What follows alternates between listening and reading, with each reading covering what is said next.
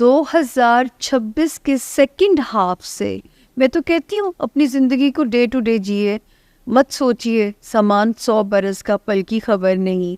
تو میں تو یہ میسج ہر اپنی اس میں ویلاگ میں دیتی ہوں کہ خدا کے لیے اپنے آج کو جینا شروع کر دیں، مت اگلے 100 سالوں کی پلاننگ کریں، کیونکہ رب نے دنیا کو ٹرانسفارم کرنا ہے. اوپر ورلڈ الائنسز میں تبدیلیاں آنی ہے. اب یہ مجھے لگتا ہے کہ پاکستان کسی ایسے الائنس کا حصہ بن جائے گا جس سے ہمارا سروائیول پاسبل ہونے جا رہا ہے.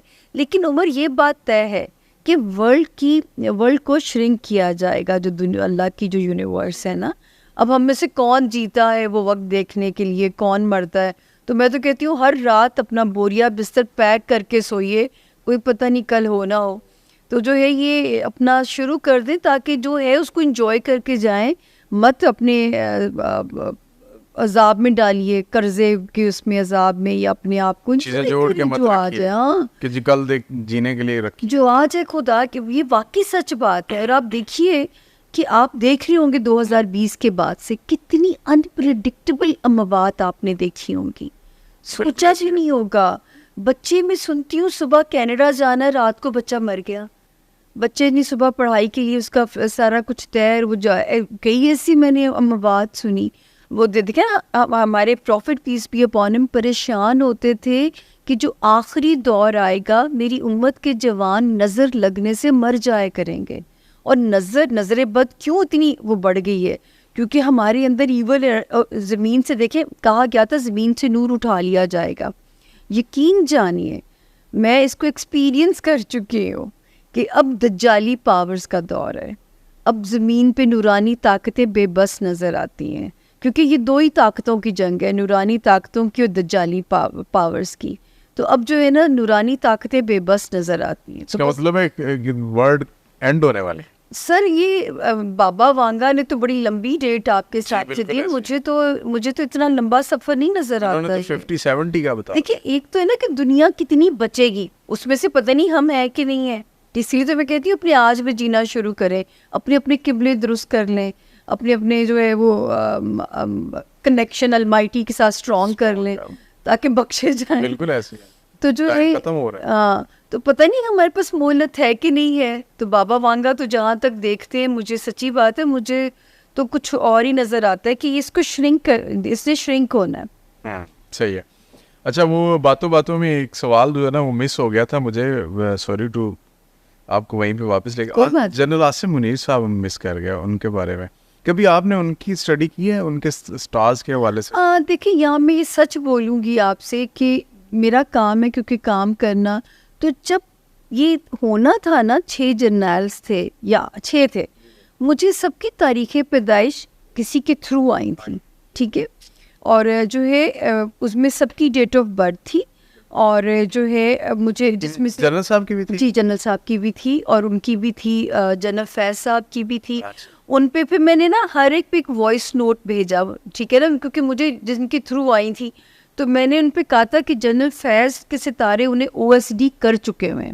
اچھا. تو ان کا تو مجھے امکان نظر نہیں آیا، اور میں نے کہا اب یہی ستارے خان کو OSD کرنے جا رہے ہیں، جو میرے اپنے ورڈز ہوتے ہیں اپنے ایک کام میں یوز کرتی ہوں. جب میں نے جنرل عاصم صاحب کا، مجھے پتہ بھی نہیں جنرل عاصم کون ہے یا حافظ قرآن ہے، مجھے خدا کی قسم نہیں پتا.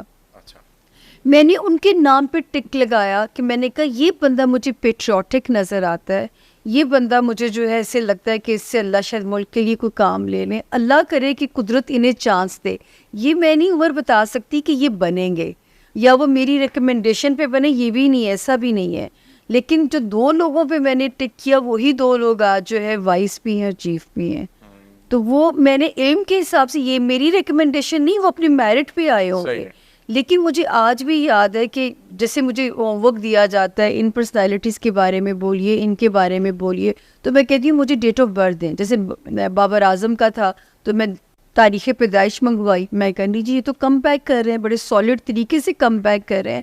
تو آپ بالکل مایوس نہ ہوں کہ ان کو آؤٹ کر دیا گیا ایسا. اچھا ابھی کرنٹ سینیریو میں پاکستان کی بہتری کے حوالے سے ان کا کردار کس طرح آپ دیکھ رہی ہیں؟ دیکھیے جو مجھے اس وقت ان کے ستارے یاد ہے جب جوپیٹر 9th ہاؤس میں لے کے انسان پیدا ہوتا ہے نا، تو ہوتا وہ اچھی سول ہے، پیٹریوٹک ہوتا ہے. اب اللہ تعالیٰ ان کے لیے آسانیاں کرے کہ شاید ان کے تھرو کچھ ہم اس ملک نے تو بدلنا ہے. اب اس کا سہرا کس کے سر لگتا ہے یہی غیب کا علم ہے جو مجھے نہیں پتا. اچھا ٹھیک ہے. یہ جو سولر ایکلپس ہے اور لونر ایکلپس ہے یہ جو اس دفعہ 2024 میں اور بڑے خطرناک اور وہ بھی بڑی تعداد میں ہے.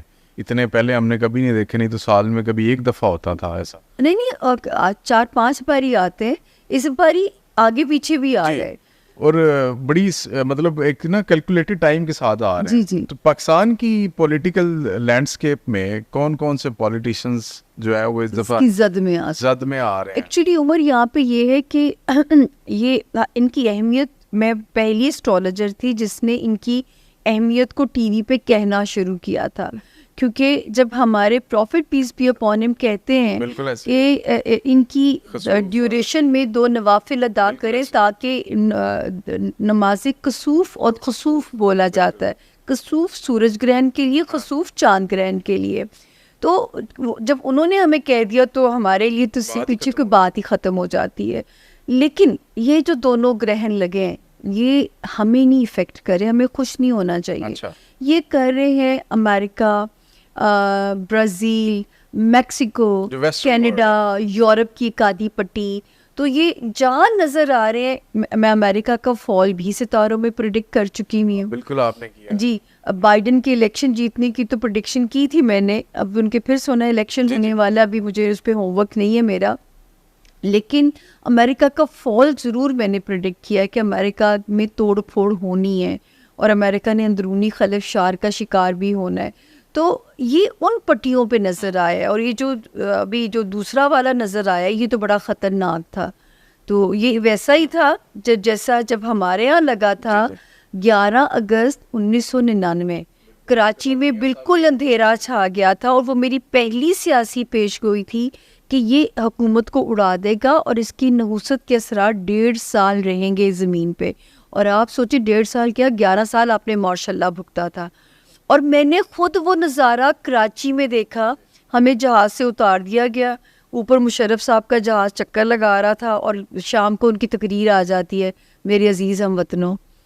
تو جی اچھا, تو اس میں ابھی کون کون سے ویسے آپ نے کہا کہ پاکستان اور یہ ریجن نہیں ہے لیکن ویسٹرن وہاں جی ان کا فائدہ بھی ہوتا ہے کسی جگہ پہ. ہاں, کئی ہاؤسز میں جب ہم جنرلی انڈیویجول ہاؤسز کو پڑھتے ہیں تو ہر ہاؤس کو ہٹ نہیں کر رہا ہوتا, کئیوں کو صحت یاب کر رہا ہوتا ہے, کئیوں کے دشمن اس پہ ریویل کر رہا ہوتا ہے, تو کئی جگہ پہ فائدہ بھی دیتا ہے.